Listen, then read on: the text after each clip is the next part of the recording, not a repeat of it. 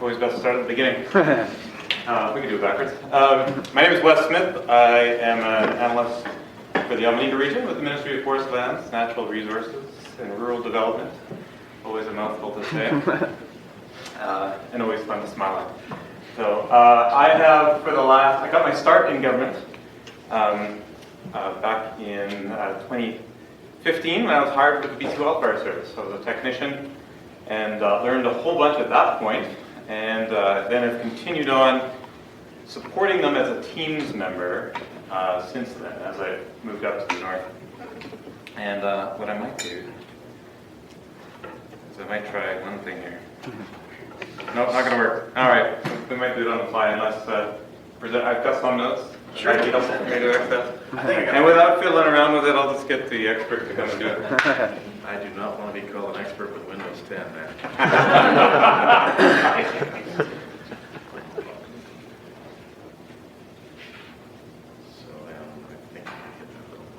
I could talk for way longer than 15 minutes if I don't have the notes, so we'll just have the... Set it in that presenter mode that you're talking about. So it should be... Now just restart your slide. No, Didn't work. it didn't go. Go to those three little dots. I can write notes now. The lower. Which ones? Lowest. Yeah, there you go. There they are. Yeah. Presenter view. Oh, look at that. Oh, yeah, No. no, it's Now you get everything. Do you guys want to do it all? You can tell me your notes if you want. No, let's, if we can. Did you apply the Okay, next time we meet, we're running Linux and everybody has to use open source. Very good, very good. Thanks, by the way. Let's get you set up here. Good. All right. All right, so let's talk about wildfires in BC. So obviously 2017, 2018, really big years, record-breaking years. Surprised many people, and it's it emphasized the need for a coordinated response. One that existed before, the framework was there, but now we got to practice. Only it wasn't practice, it was real. Just in terms of numbers, this is kind of fun, and I'm talking to a whole bunch of cartographers and GIS folks, so you can go verify these numbers if you'd like. I was showing this to my wife, and she's like, 2.7% of the province. Does that include water? All right, so no, it does not. The funny part was that she doesn't get all the details of GIS. She doesn't care. She really loves what I do, but she was having a little fun with me. So that's an awful lot of the province in 2 years that has burned. And so I want to talk a little bit about, first off, I'm going to give context for GIS support to an incident. So what that looks like. It's going to start with the environment, because that's the biggest piece. Where you're doing the work, what kind of data you're working with. You're often in a camp for an incident. You don't have access to pieces that you would normally have. So I'm going to talk about that. I'd like to talk a little bit about the cartography, how that takes place. And then and we'll see where we go from there. So in terms of GIS support, there are a whole bunch of different pieces to note. So BCWS, BC Wildfire Service, adheres to the Incident Command System. And within that, there are very delineated roles. In terms of a fire's life cycle, you've got initial attack, and there's very little mapping. This is get out there, knock the fire down. If that doesn't work, it sort of turns into an incident, at which point it can be a full response, modified response, or monitored.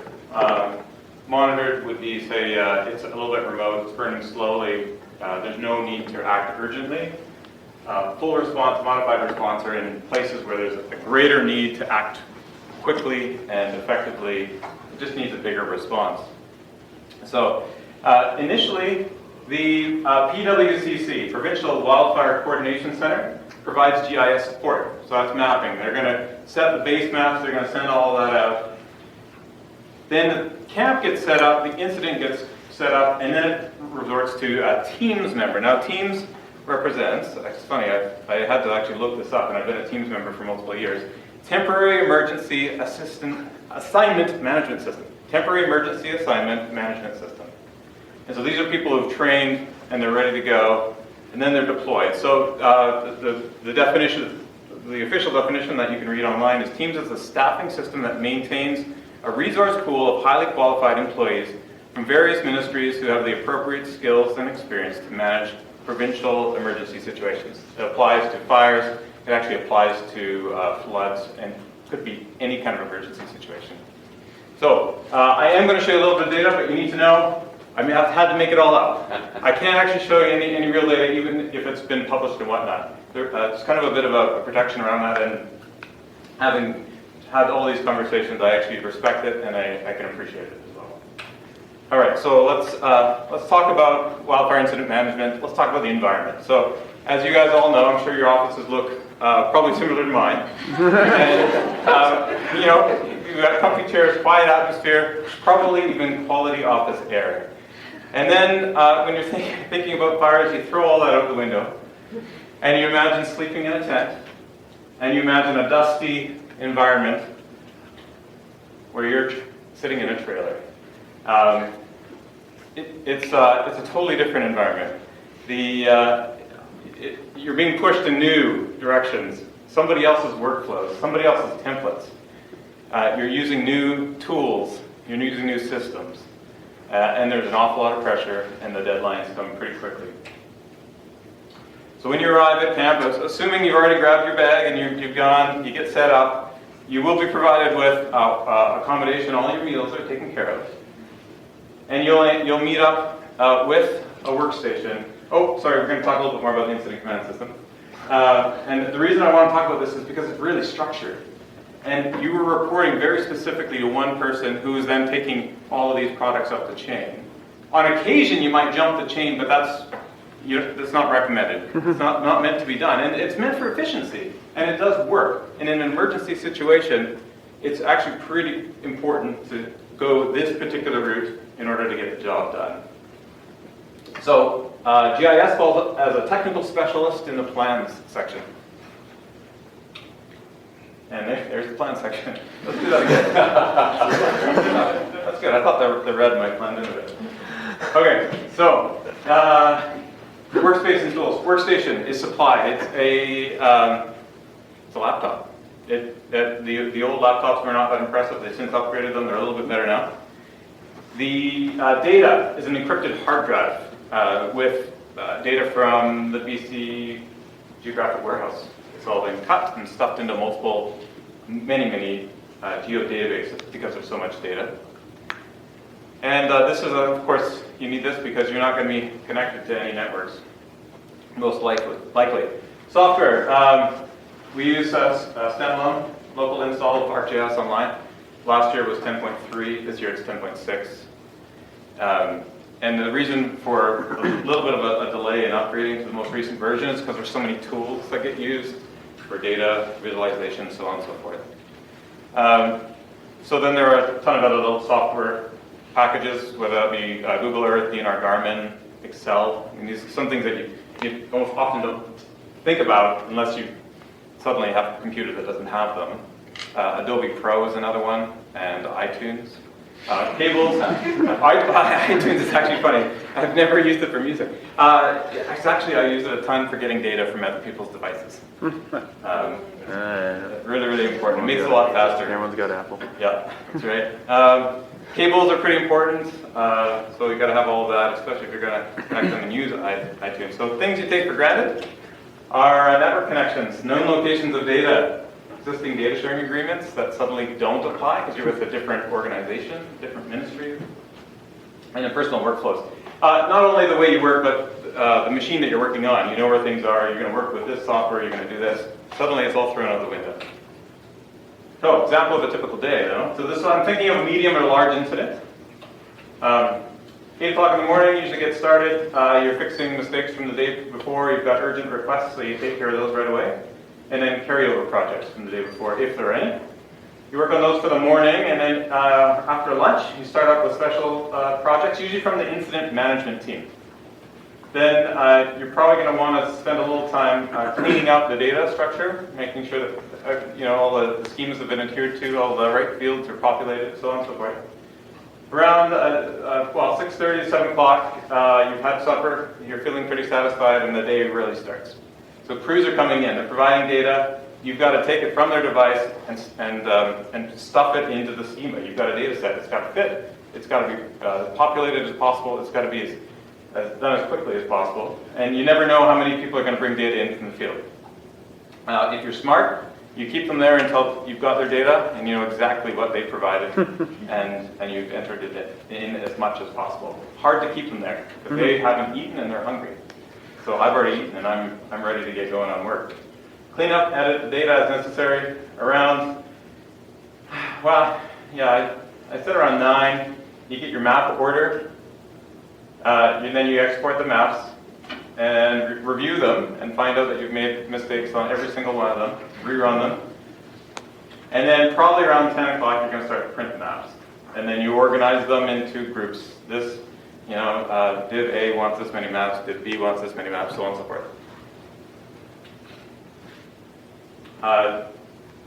It says, yeah, this varies quite a bit actually. And sometimes it goes till well after midnight if you're having a bad day. So let's talk a little bit about data. So sources, we've got geodatabases on a hard drive. It looks very much like that, in fact. Crews, single resources. So these are people who are out in the fire. They're coming in to bring you a whole bunch of data. So keep them at your desk as long as you can. Make sure everything's clear. What I didn't put in here is actually you've got a support team at the Provincial Wildfire Coordination Center. And they're going to provide you with as much information as they can as you need it.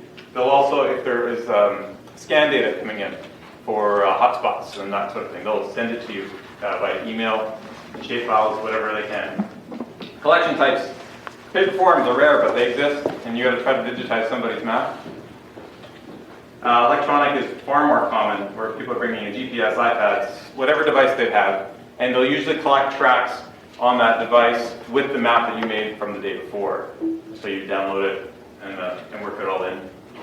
GIS Standards, we're getting into processing now, and I've talked about putting it into schemas and other things that already exist, and these have been set up well, it's been many, many years that they've got these set up, and the reason is that it helps with symbology when you're actually doing the cartography. The idea here is not to reinvent the wheel, and so take what templates have been given and make it work. Now, interestingly, the templates themselves were created from a combination of where did I put it on here? There are 2 different groups. Oh, I must have put it a little bit earlier. I've actually, after all that work for getting these notes, I've kind of veered off and at the beginning. There are 2 groups. CIFC is a national organization, and they have basically a GIS working group. And they talk about wildfire symbology, wildfire schemas. So in conversation with CIFC and then with FIMT, Fire Incident Mapping, we'll call them teams for now. But they also have talked a lot about symbology and schemas and such. And so BC Wildfire Service has brought these together, modified them slightly for their own purposes, but BC Wildfire is also part of conversations with CIFC to help generate a more national standardized set. Fire Incident Mapping Tools, FIMT, there we go. All right, so in terms of cartography, I mean, they're all the standard things, from north arrows, legends, scale bars, a whole ton of other things. And I've also got data management because I wanted to emphasize again that as you're processing, to ensure that everything's adhered to in the proper ways, so that it can be, it'll be clear later on. One of the things I wanted to talk about, so here are the logos, which is pretty important, I think. These are a set of domains. So we use domains a lot in geodatabases in order to keep everything very, very clear. Helps also in processing afterwards for doing roll-ups and whatever else is being reported on. Helps with data integrity. And I don't know how many times I've been caught with trying to enter the wrong thing, and this keeps me straight. Automation. We've talked a lot about automation, and it happens to be something that I really appreciate. and enjoy doing myself, writing scripts in Python, but in this case, it helps keep the standards, which are really important to safety, communication, and efficiency. A couple of examples is that they will often set up to help set up the projects. So keeping a directory structure, getting everything set up to begin with. And then there are others where you might be uploading a perimeter, and what it does is it keeps everything, it checks the geometry. Is there self-intersection? Is there going to be a problem later on? So it helps catch those little errors. Saves an awful lot of time, and it does help catch errors for sure. So these are some of the tools that we use with regularity. Documentation, documenting significant decisions, and for handoff, because you're going to be there for 14 days, and you don't know if it's going to end, so you're probably going to pass to somebody else. You make that assumption, and you fill in all these forms, which you kind of wonder when you're going to fit it into the day, but it's pretty important to do as you go. Everything takes time. And there are deadlines. People want things by a particular time, whether that be having the maps ready for the crews who are going out before you maybe even wake up, to having something for the incident commander who's going to meet with some folks to make some decisions about what to do next. Oops, there we go. And then roll up. Always considering that this is going to be used for analysis later on. So if you don't do a good job right from the get-go, you're probably going to be emailed or contacted later to try to fix it, but you're going to forget it, and then it's going to be this really awkward conversation. All right, things to consider, expectations. It's always assumed that GIS specialists know the way things are done. Sometimes this is assumed with BC Wildfire Service. So it's always best to risk looking like a fool and ask for clarification. This is from my experience. And the maps have to be readable. They have to be have a standard look. They have to have a standard symbology because people are expecting to find these maps so they can read them faster. Talk about digital versus paper. Some people love a paper map. They write notes on it. Other folks love the digital map, and they will use it and collect data. And you got to find a way to provide what they want, and also thinking ahead to how you're going to put that data into GIS. And page size, printable maps got to be small enough to fold up, tuck away, pull out, write notes, and whatnot. 11 by 17 is the perfect size for that. And then there are wall maps. So lots to think about there. How big do you need? On one occasion, it was a pretty large incident. We needed to expand the map on the wall, so we made one that was 6 by 6, so the people at the back of the tent could see it. I remember everybody just being blown away, like, wow, you guys are amazing making posters. There's another one, though, where it was a really large fire, and we made what would have been printed as a 10 by 10 map, but it was used as a digital map, and this was then used to fly around the fire, so they could be anywhere on the fire and still have detail when they zoomed in, and they could still collect data on most of the fire ones. Symbology, as I talked about, pretty standard, and has been kind of gets you get told which symbology to use. It all makes sense, and it's based on experience and a lot of great resources. Labels, oh boy, labels.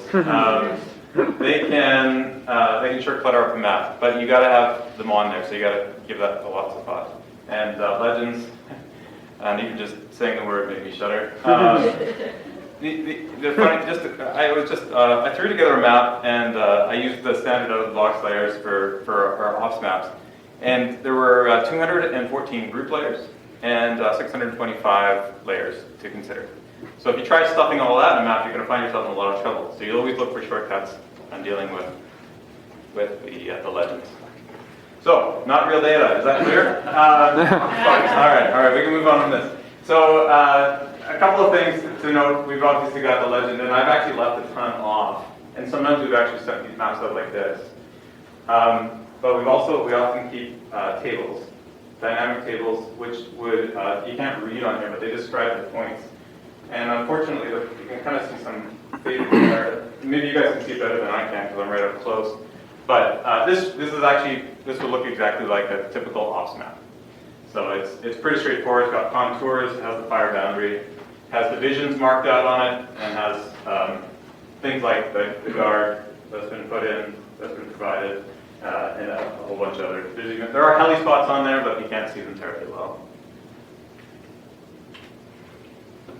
All right, so these are some of the themes though. So when you get into making maps, trying to do it quickly, it's best to go quickly with by taking a template, a theme template, and running it.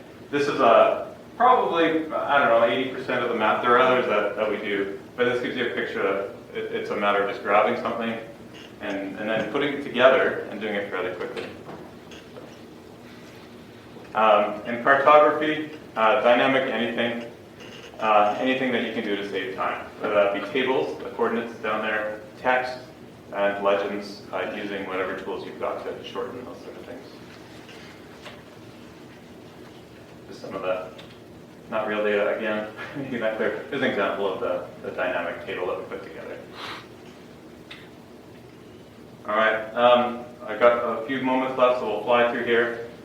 Products or PDF maps, KMZs, sometimes data itself.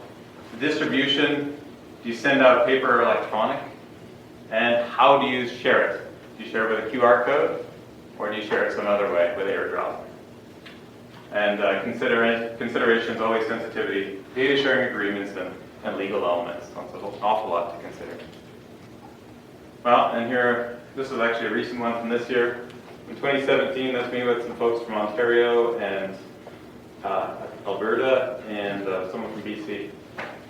It's been a great experience for me. I've really enjoyed it. It's pushed it's pushed how I make maps, how I think about maps, and I think it actually, in the long run, has strengthened a lot of the principles of GIS. And when you have to do it on the fly and do it quickly. So for me, it's been awesome, and I've really enjoyed it. And I would like to say thanks to Devona Hay and the BC Wildfire Service group that helped me put all of this together. Thank you very much.